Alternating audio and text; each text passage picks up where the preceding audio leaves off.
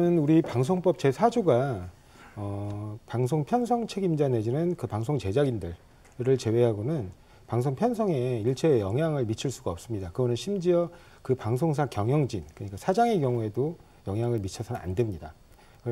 아주 가까운 예로 이정현 홍보수석이 박근혜 정부 때 그 법 위반으로 대법원에서 확정 판결을 받았어요, 유죄로. 그러니까 벌금형이었죠, 최종적으로는. 그래서 그 부분에 대해서 일체의 어떤 외부적 간섭이 허용되지 않고 있고요. 그리고 TBS의 방송 편성 규약, 그거는 이제 방송법에서 그렇게 정하도록 하고 있는데, 방송 편성 규약상 실제 제작진의 절반, 그다음에 이제 방송 편성 책임자, 그러니까 이른바 우리가 표현할 때 데스크라고 표현하는 그런 선배 그룹에서 또 절반.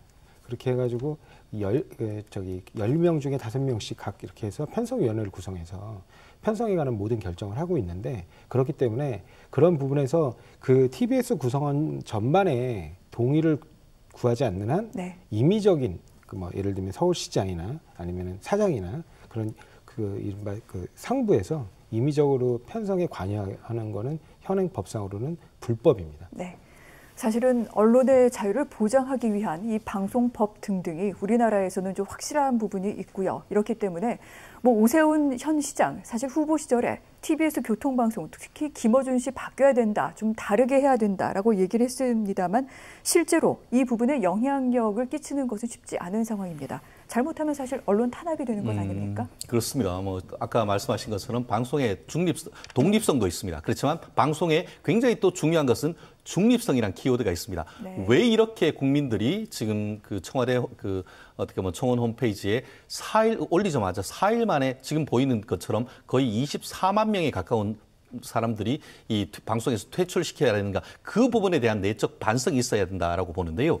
사실 이 부분과 관련해 가지고는 재미있는 것이 제가 그 TBS 뉴스공장 1회 방송의 첫 패널이었습니다. 그렇습니까? 예, 그랬다가 제가 한 몇 개월을 했었는데 이 서로 이게 이 성향이나 이런 부분이 이게 좀 케미가 좀 맞지 않아가지고 저도 방송에서 물러났던 기억이 생생한데요. 어쨌든 간에 말씀하신 것처럼 이 지난 서울시장 선거와 관련해가지고 민주당의 송영길 의원이 이런 얘기를 썼었습니다. 뭐냐면은 오세훈이 당선되면 뉴스공장이 퇴출된다. 뉴스공장을 지켜주십시오. 이런 얘기를 했단 말이에요. 근데 없어졌습니까? 없어지지 않았어요.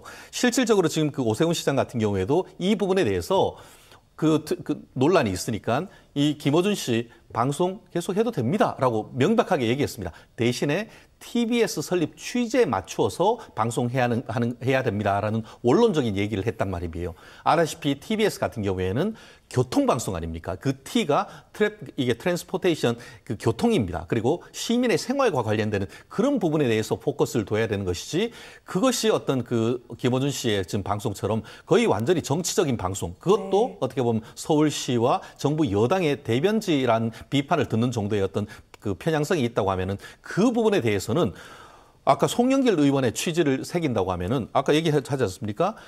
오세훈 후보가 당선이 됐다는 것은 사실상 이 TBS의 어떤 그와 같은 어떤 편성의 방향의 전환을 요청했다. 서울시장 시민들이 그런 어떤 소밀 시민들의 의사를 반영하는 편성은 반드시 필요하다라고 생각을 하는데요. 물론 그 과정에서 그걸 강압적으로 할 것이냐? 문제가 될 경우에 오히려 서울시장이 다친다는 것을 오세훈 시장도 너무나 잘 알 것입니다. 그렇지만 아시다시피 이 TBS가 지금 재단이 돼 있고 그중에 77%의 재단 운영에 대한 지원을 서울시에서 하고 있기 때문에 서울시의 어떤 의사가 어떤 편성에 직접적으로 어떻게 감나라 배나라 할 수는 없지만 이번 선거에 드러난 민심을 반영하는 식의 TBS 자체의 어떤 편성의 변화, 이건 반드시 필요하다고 봅니다. 알겠습니다. 근데 사실은 제가 좀 한 말씀만 드리면 오세훈 시장이 자꾸 이 부분에 매달리면 오히려 더 세파질 거예요. 이번에 초선 의원들 중에 여당 초선 의원들의 반성 중에 하나가 언론 탓하지 말자는 거였거든요. 그러니까 그렇게 언론 탓할 문제가 아니에요. 왜냐하면 본인이 스스로 출연하면 돼요. 여러 차례 출연 요청이 있었는데 스스로 거부했잖아요. 그러면서 본인들의 목소리가 반영되지 않는 방송이 일방적으로 나가고 있다라고 비판을 하면 그건 동의하기 어렵거든요. 방송은 되게 다양한 형태로 진행이 되고 진행자의 성향이 어쩔 수 없이 드러날 수밖에 없습니다. 그런데 만약에 그런 부분에 대해서 일방적 진행에 문제가 있다면 본인의 목소리를 낼 수 있도록 더 적극 참여하는 방식으로 가야지, 그렇게 예를 들면 보이콧하거나 이 프로그램 진행이 잘못됐다고 장외에서 때리는 방식으로 진행하는 건 일단 국민들 동의를 얻기 어렵다고 보고요.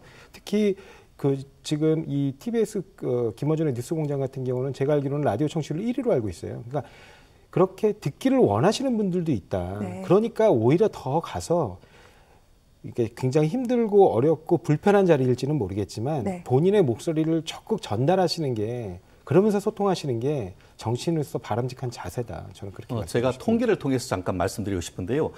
실질적으로 2017년부터 19년까지 이제 TBS 교통방송이 방송심의위원회의 제재를 받은 것 중에 네. 3분의 1 이상이 이 뉴스공장으로 인한 것이라는 언론 어떻게 보면 국회에 보도가 있습니다.